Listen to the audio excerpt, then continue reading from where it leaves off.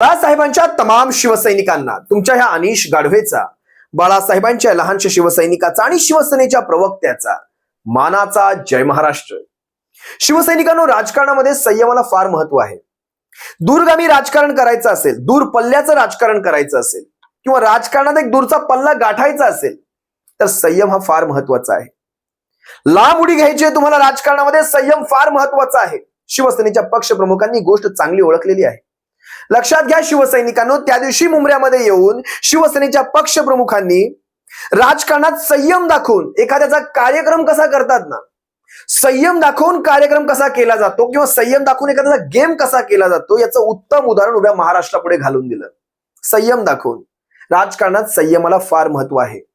अकरास्ताळपणा किंवा ती हेकेखोरीची भाषा असेल किंवा चिथावणीखोर भाषा असतील, या गोष्टी तुम्हाला राजकारणात लॉंग टर्म उपयोग करून देत नाहीत. लक्षात घ्या, तुम्हाला राजकारणात संयम हा ठेवावाच लागतो. काही ठिकाणी तुम्हाला संयम हा ठेवावाच लागतो.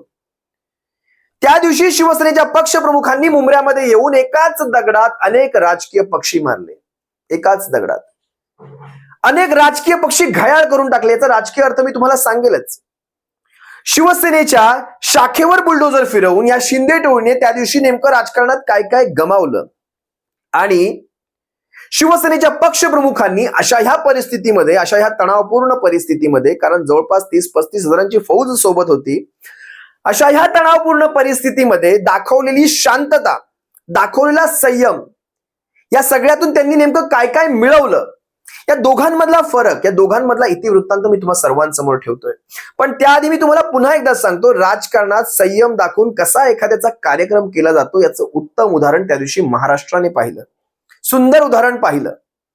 हाताशी ताकद असताना देखील संयम दाखवणं किती गरजेचं असतं, काही ठिकाणी संयम दाखवणं हे अतिशय गरजेचं असतं. त्या दिवशी महाराष्ट्राने पाहिलं. त्या दिवशी ज्यावेळेस शिवसेनेचे पक्षप्रमुख रस्त्यावर होते, एक गोष्ट सिद्ध झाली. या सगळ्यातून शिवसेनेने काय काय मिळवलं याचा वृत्तांत मी तुमच्या सर्वांसमोर ठेवतो. एक गोष्ट सिद्ध झाली, या ठाण्यावरचं शिवसेनेचं निर्विवाद वर्चस्व हे पुन्हा एकदा सिद्ध झालं. कारण तुम्ही पाहिलं असाल, शिवसेनेच्या पक्षप्रमुखांच्या एका हाकेला साथ घालत, शिवसेना पक्षप्रमुखांच्या एका हाकेला साथ घालत सारा मुंबऱ्यातला असेल, ठाण्यातला असेल, कळव्यातला असेल, डोंबिवली दिव्यातला आणि कल्याणपर्यंतचा सारा शिवसैनिक रस्त्यावर उतरला. एका हाकेला साथ घातली. साऱ्या शिवसैनिकांच्या फौजा मुंबऱ्याच्या रस्त्यावर उतरल्या. वर्चस्व सिद्ध झालं. जवळपास 30-35 हजारांची फौज इकडे उभी होती आणि समोर 150-200 उंदीर. ज्या ठाण्यातून स्वतः, बघा फरक बघा, लक्षात घ्या मला काय सांगायचंय. शिवसेनेच्या पक्षप्रमुखांनी नेमकं काय काय मिळवलं या सगळ्या गोष्टीतून लक्ष घ्या. शिवसेनेच्या एका शाखेवर हल्ला होतो, शिवसेनेच्या शाखेवर बुलडोजर चालू जातो, शिवसेनेचे पक्षप्रमुख रस्त्यावर येतात आणि मागे 30-35 हजारांची शिवसैनिकांची फौज उभी राहते. आणि ह्यांच्याकडे ज्याचा मुख्यमंत्री स्वतः ठाण्यातला, आणि विशेष बाब अशी की ज्या विभागात ते सगळं घडलं तो मुंबऱ्याचा भाग, खासदारकीमध्ये श्रीकांत शिंदे म्हणजे श्रीकांत एकनाथ शिंदेचा तो खासदारकीचा भाग, त्या भागामध्ये ह्यांच्या बाजूने 150 ते 150-200 उंदीर, आणि ते देखील ठाण्यातले गुंड प्रवृत्तीचे. म्हणजे स्थानिक तर कोणी आलंच नाही. त्याच्या व्यतिरिक्त सगळे ठाण्यातून, कल्याणमधून जमा करावे लागले. ते 150-150-200 उंदीर जमा करताना ह्यांची दमछाक झाली. यातून कळतं ह्या शिंदे टोळीमध्ये किती सारा आलबेल आहे. या नरेश मस्केला असेल, त्या राजन किडेला सपोर्ट करायला कोणीही आलं नाही, कोणीही आलं नाही. मला ह्यांच्या सुरक्षेच्या कड्याविषयी तुम्हाला सांगायचंय. त्या दिवशी मी स्वतः तिथे होतो. यांनी जो काही आव आणला होता ना, फटाके वगैरे नंतर वाजवले, तो आव आणला होता ना, तो सारा पोलिसी बळावर होता. कसा होता पहा. सगळ्यात पाठीमागे नरेश मस्के आणि त्यांचे 150 उंदीर, त्याच्या पुढे महिला, त्याच्या पुढे महिला कॉन्स्टेबल, त्याच्या पुढे एक बॅरिकेड, भक्कम असं बॅरिकेड, त्याच्या पुढे पोलीस प्रशासनाचे महत्वाचे अधिकारी, त्याच्या पुढे रॅपिड ऍक्शनच्या गाड्या, दंगल नियंत्रण पथकाच्या गाड्या, त्याच्या पुढे एक बॅरिकेड, त्याच्या पुढे परत पोलीस प्रशासनाचे अधिकारी, त्याच्या पुढे आणखी एक बॅरिकेड, आणि मध्ये एक मोकळी जागा ठेवून पुन्हा एक बॅरिकेड ठेवलं. त्याच्या पुढे पोलीस प्रशासन त्या बॅरिकेडला असा सपोर्ट करून उभे होते आणि त्याच्या पुढे शिवसैनिक उभे होते. म्हणजे विचार करा, यांनी कशा प्रकारचं संरक्षण घेतलं होतं. आणि ह्या संरक्षणामध्ये मागून घोषणाबाजी चालली होती, चले जाओ चले जाओ, उद्धव ठाकरे चले जाओ. अरे तुमच्या छाताडावर येऊन नाचून गेले ते. पोलीस प्रशासन येऊन रडलं तिथे. पोलीस प्रशासन रडलं नसतं तर कदाचित तुमच्या घरात सुतकं साजरी झाली असती. लक्षात घ्या. अशा ह्या तणावपूर्ण परिस्थितीमध्ये उद्धव साहेबांनी फक्त स्वतःच्या शिवसैनिकांचाच नाही तर या 150 उंदरांचा देखील विचार केला. याला म्हणतात सर्वसमावेशी नेतृत्व, याला म्हणतात संयमी नेतृत्व आणि याला म्हणतात परिपक्व राजकारण. परिपक्व राजकारण. अपरिपक्व राजकारण असतं तर काय घडलं असतं माहितीये तुम्ही? त्याच्याच बरोबर एक उदाहरण घ्या. एकनाथ शिंदे काय म्हणतायत? संध्याकाळी प्रेसने विचारलं. ते म्हणतात एक फुसका बार फुटलाच नाही आणि युटर्न घेऊन निघून गेले. अपरिपक्व राजकारण बघा. म्हणजे ह्यांच्या नजरेत तिथे दंगली घडणं हे अपेक्षित होतं. यांना दंगली घडायला हव्या होत्या असं ह्यांना सुतोवाच करायचं होतं. याला म्हणतात अपरिपक्व राजकारण. या अशा प्रकारच्या व्यक्ती जर मुख्यमंत्री म्हणून बसल्या तर महाराष्ट्र खरंच भल्याच्या दिशेने जाईल? तुम्ही सांगावं. जवळपास 30-35 हजार शिवसैनिक जर तिथे पलीकडे गेला असता तर काय घडला असता? काय अनर्थ घडला असता? कारण शेवटी राग असतो, अग्रेशन असतं मनामध्ये. कित्येक महिन्यांपासून, गेल्या 1.25 वर्षांपासून शिवसैनिकांचं अग्रेशन असं छाताळामध्ये भरून आहे. कुठेतरी जर त्याला वाट मोकळी झाली असती तर काहींच्या वाटा मोकळ्या झाल्या असत्या. थेट सुतक. शिवसेनेच्या पक्षप्रमुखांनी त्या दिवशी काय मिळवलं तुम्हाला मी पुन्हा सांगतो. ठाण्यात वर्चस्व सिद्ध झालं. शिंदे गटाची आलबेलता दिसून आली. एकही नेता ह्याच्या मदतीला आला नाही. एकटा बसला होता, कुणाच्या संरक्षणात बसला होता, मी तुम्हाला व्हिडिओमध्ये सांगितलं. त्यानंतर मुख्यमंत्री पद स्वतःकडे, सरकार स्वतःकडे, 52 आमदार स्वतःकडे, तरीही या मस्केच्या मदतीला कोणी नाही. उद्धव ठाकरे साहेबांनी त्या दिवशी ठाण्यामध्ये येऊन आपल्या शिवसैनिकांमध्ये एक नवं चैतन्य निर्माण केलं. विशेषतः घराघरातल्या शिवसैनिकांमध्ये एक वेगळा तो एक संदेश गेला. जे शिवसैनिक कधीही रस्त्यावर नसतात, पण ज्यावेळेस निवडणुका असतात त्यावेळेस मात्र शिवसेनेच्या पाठीशी लाखोंच्या नव्हे तर करोडोंच्या संख्येने उभ्या असतात.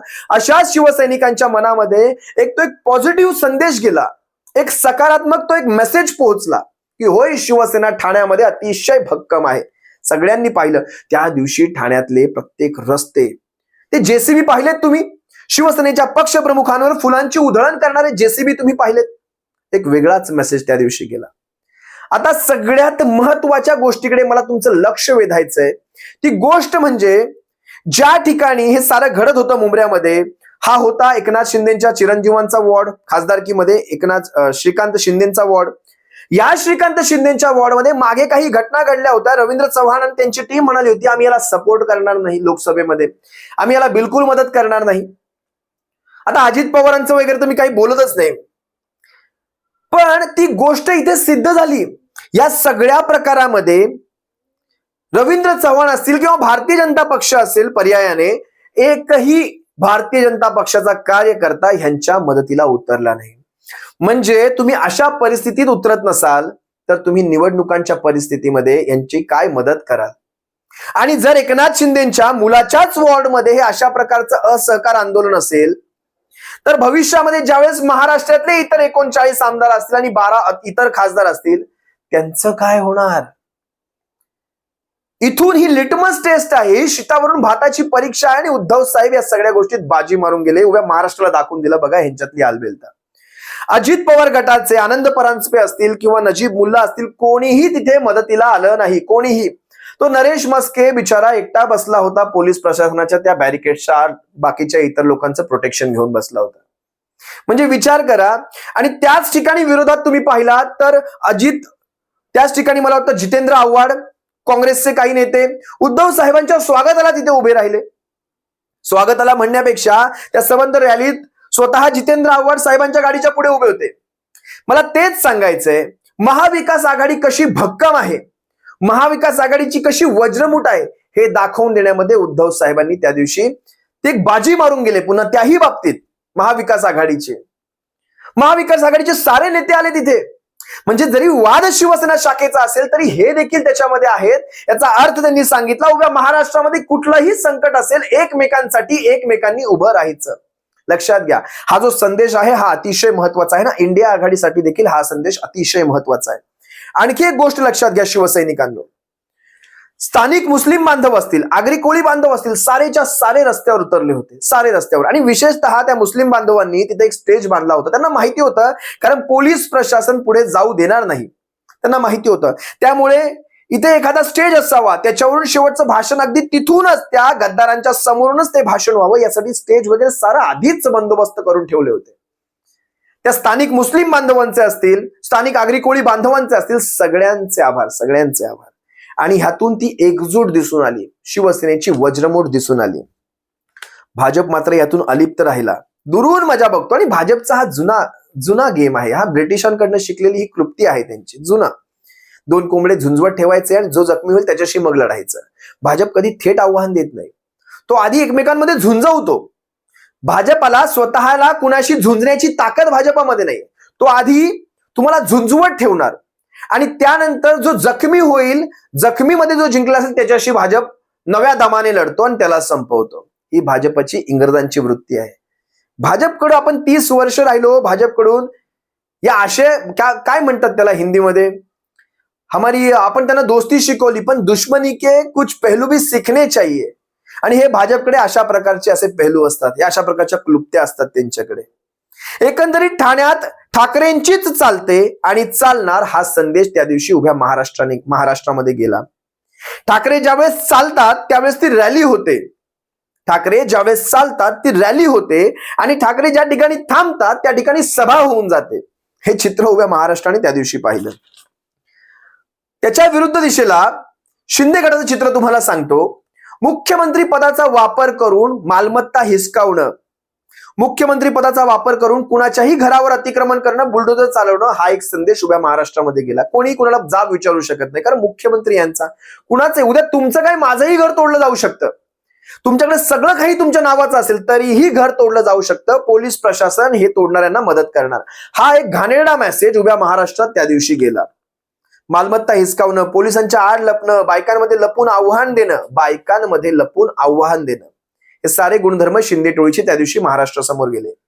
चारण्याचे गुंड आणले गेले आणि त्या गुंडांमधली 17-18 वर्षाची ती चरसी गर्दुल्ली पोरं, व्यसनाधीन पोरं, त्या सगळ्यांना पुढे उभं केलं गेलं. त्यांच्याकडे साधं इलेक्शनचं कार्ड देखील नसेल, ती चारण्याचे गुंड आणि ती चरसी गर्दुल्ली पोरं सगळे तिथे उभी करून आव्हान देण्याच्या भाषा यांच्या आडून हे सगळे करत होते.